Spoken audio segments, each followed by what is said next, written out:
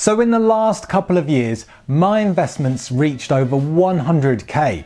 And in this video, I want to explain why it's so hard and takes a disproportionately long time to make your first 100k, and then why it gets easier past here and then is quicker to make your next 100k. And I also want to share some tips that I picked up along the way that may help speed up this process for you. So the main reason why it gets easier over time is basically from the interest you're earning from your investments. For example, if you have £1,000 saved and earn 10% in a year, then you've earned £100. But say you have £100,000 and earned 10% in a year, well, now you've earned £10,000 of interest. So what makes saving the first 100k hard? Well, the first hurdle where people go wrong is that they may not be investing. When I was younger, I left my money in a savings account, which wasn't a terrible thing to do, but it definitely wasn't the best, as interest rates were around 1% or less.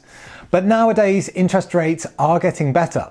But unless you're putting loads of cash in these accounts, it's still not going to grow that quickly. This is where investing is a better option. But many people do not do this because they are put off by the learning curve and the potential risk. For example, you may not know how to invest, where to invest, or even what to invest your money in. And it often feels overwhelming at the beginning. If you are new and want to know how to get started with investing, then I highly recommend checking out my video, which I'll put up here, and I'll also put the link in the description below. Now, while none of this is financial advice, if you're a beginner, you don't even need to pick individual stocks.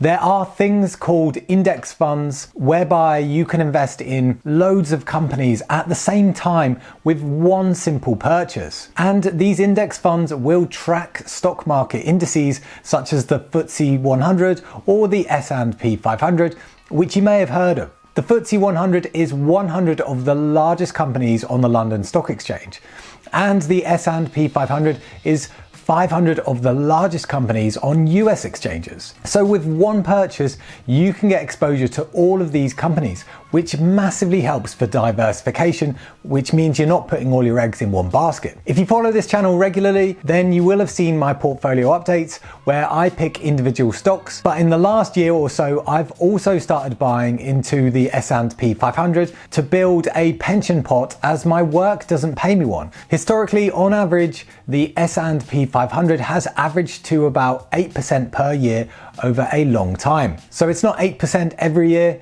One year it could be 10%, another could be 2%, another could be minus 5%. And for example, in 2021, it returned around 27%, but in 2022, it lost 19.4%. But over a long period of time, it has historically averaged out to 8%, which is way better than a savings account. But bear in mind, past performance does not indicate any future results. So the first 100,000 is the hardest because you are going to have to contribute the majority of the money yourself. But over time, as the amount of money you save grows, then you'll really see the benefit of the interest doing its magic. Let's do an example with easy maths and a round number. So say you earn 10% in a year. Well, 10% of £1,000 in a year is £100. This is good, but £100 for a year's worth of saving doesn't seem that great when you could potentially make that in a day's work. But say you save that money rather than spending that £100. If you keep saving more money, then eventually you'll get to £10,000. Now, 10% of 10,000 is £1,000, which is a decent return for a year. Now, say you carry on saving again and eventually you get to 100k. Well, 10% of 100,000 is £10,000, which is a serious amount of money. This is why the larger your portfolio gets, the quicker it starts accumulating interest. But even more interesting than this is how this compounds, which is when you start earning interest on your interest. For example, say you have 1k and earn 10% interest in 1 year, then after the first year, you now have £1,100. If you earn 10% again the next year, you will be earning that on £1,100. So you earn £110 in interest, which brings your total up to £1,210. And the next year you earn 10% interest on this, which is £121, and so forth and so forth. If you ever look at a graph of compound interest, it starts very slowly, but once the ball starts rolling, then it starts growing rapidly and snowballing. This is how the rich get richer. For example, having £1 million invested and getting a 10% return in a year would be 100k in interest, which is just insane. If you take Warren Buffett, for example, he started investing at age 11. I'm not sure you'd get away with that now, but he purchased 6 shares at $38 each.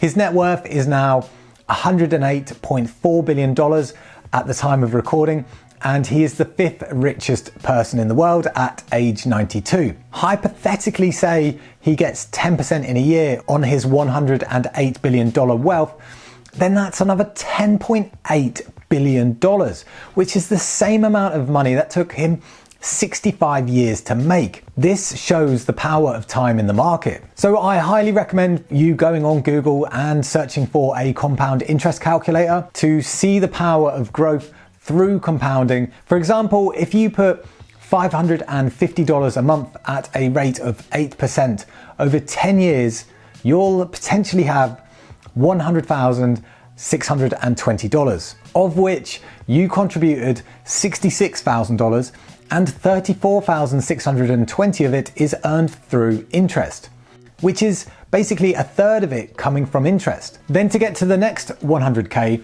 it would take only another 6 years, so just over half the time of the first 100k.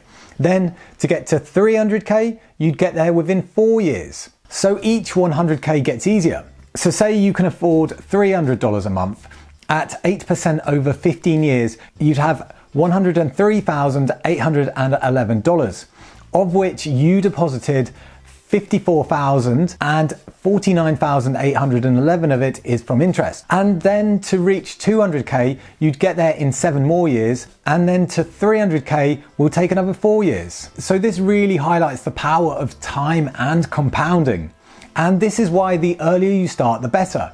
Even putting the smallest amount away, you will be thankful for later in life. And if you are playing with these calcs, it's probably worth remembering that the amount you can save will likely increase over time as your pay potentially increases. Now, before we go any further, if you're getting any value from this video, then please don't forget to like and subscribe, as I upload new finance related content every week, and it helps the channel massively to reach more people. So another reason why the first 100k is the hardest is because when you have more money, for example, say you have 100k, you have more options as to what you can do with your money. For example, if you wanted, you have the ability to start your own business and use the 100k which you have generated to put towards the business, which in turn could potentially make you way more money in the long run. Also, by having more money, you can also pay someone to do lower value tasks so that you can concentrate on higher value tasks that will generate you more wealth. Or those with more money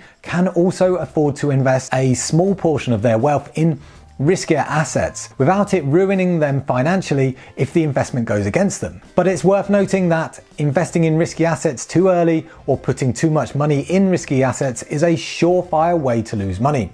They are called risky assets for a reason. Now, if you're working towards your first 100k, there are a few ways that can help you to get there quicker. Now, I'm going to touch on this briefly as I actually have a whole dedicated video which you should check out after this, but as I mentioned earlier, you're going to need to contribute the majority of the money yourself. And to do this quicker, you need to either increase your income or cut your spending. If you can do both, then you'll be well on your way. To increase your income, you can perhaps get an additional job on the weekends or even start a side hustle. Side hustles are great because you can decide how much time you commit to them and they work around your schedule. And you'll be surprised that loads of these can be done from home.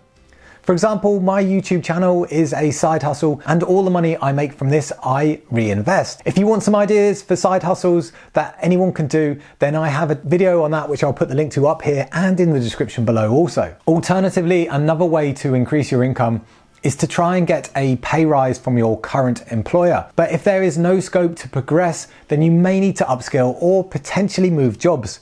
but both of these are easier said than done. If you are looking for a new job, then commission-based jobs can be a great option here because your earnings will be linked to how much work you put in. The other and easier way to saving more money is to reduce your outgoings, but obviously there is only a limit to how much you can reduce your outgoings. To do this, you need to consider where your money is going and track your expenses and cut back on anything unnecessary. Saving an extra £50 or £100 per month really adds up. Over the course of a year, that's £600 or £1,200 respectively. So work out what you're buying unnecessarily. Some examples could be fancy clothes, trainers, or eating out a lot. Now, I'm not saying don't do anything fun, as life would be boring, but just be mindful of where your cash is going. And remember, you're in control here. So if you feel like splurging on the odd occasion, then why not? Just don't make a habit of it and don't spend all your money. But if you cut back for the next 5 to 10 years, you'll be hugely thankful for it later down the line. If you're trying to cut back, then once you've worked out how much you can save, then I highly recommend paying yourself first, whereby you take money out of your account as soon as you get paid, and that way it will be as if you never had that money in your account in the first place. So I appreciate the first 100k is hard. It's going to take time and commitment. Looking back, when I opened an account with my stockbroker, the virtual account had 100k in it, and I remember thinking that it would be insane to reach that amount of money. Well, it turns out 5 to 6 years later, I have. So remember that while something may seem out of reach right now, your investments will get easier over time and will be more rewarding as time goes on. But I must warn you, once you reach 100k, I'll be very surprised if you don't set your sights on 200k, 500k, or even 1 million next. So anyway, I briefly touched on 2 ways to save 100k fast, but this is just the start, and I have a whole in-depth video on this. So I recommend you watch this video next, as it will be really helpful for you on your journey. It's been Ollie from Get Geek Finance. Thanks for watching, and I'll hopefully catch you over here next.